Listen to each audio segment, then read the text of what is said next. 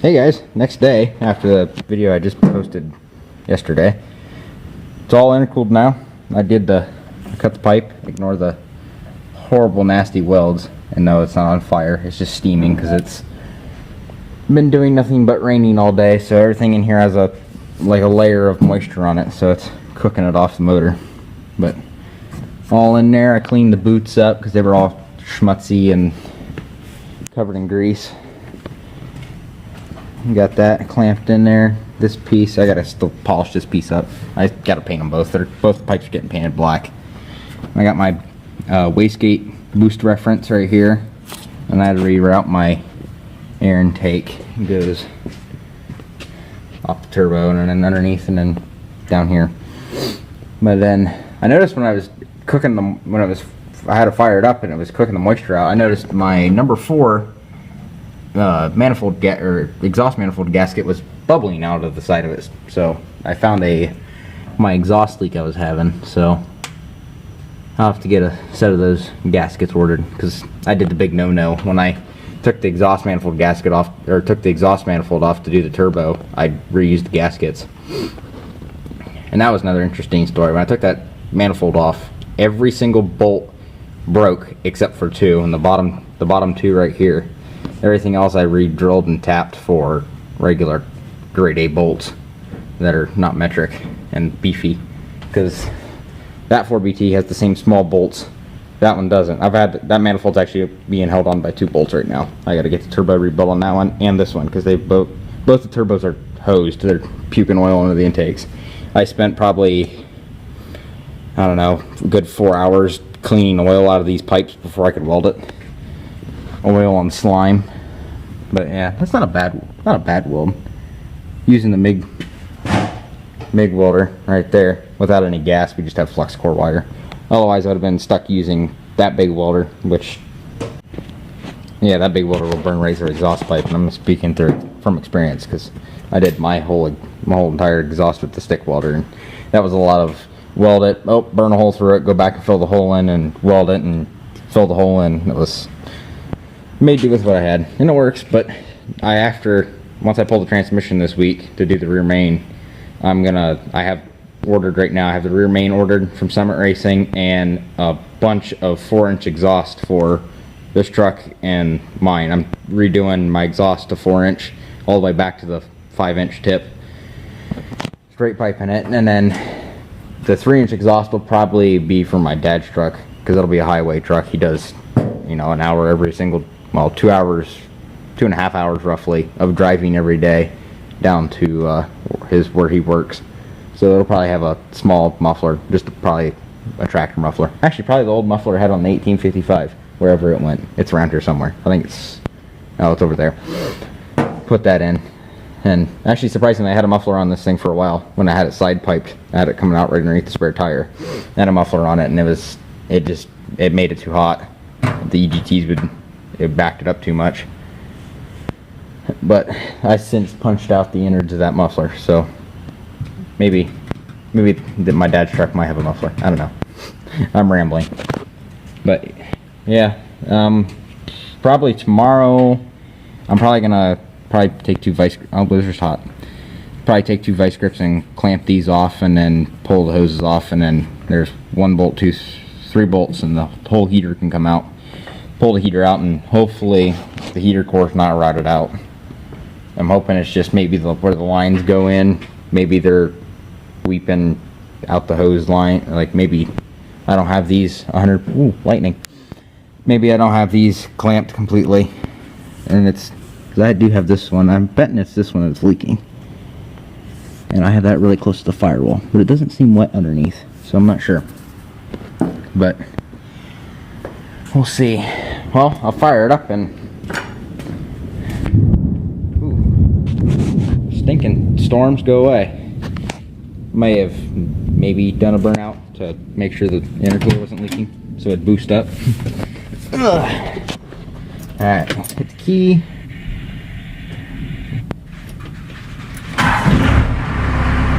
Fire's right up every single time. It smells like tire smoke in here.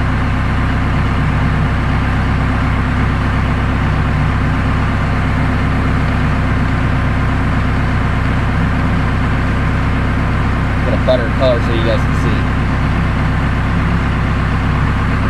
This no load at all, and it'll.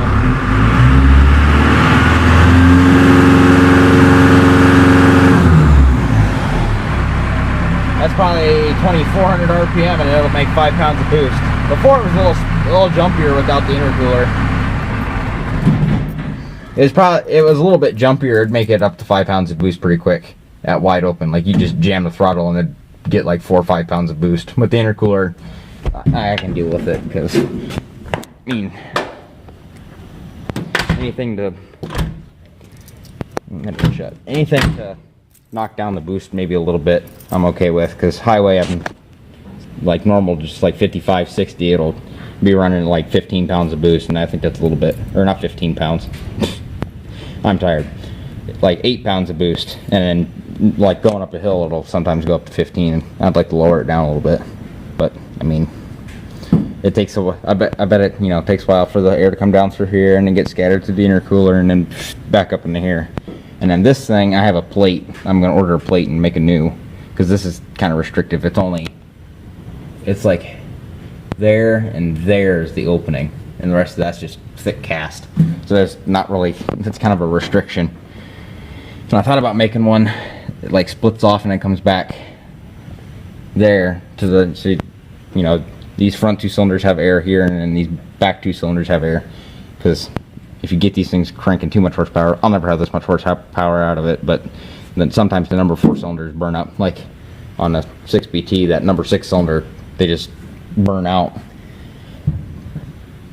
But yeah, so I'll probably be videoing, not everything like pulling the transmission and stuff, but maybe a little like update at a time as I go, getting the transmission pulled, because I got to pull. I don't remember when I put it in. I don't know if anyone's noticed. Turn the light on.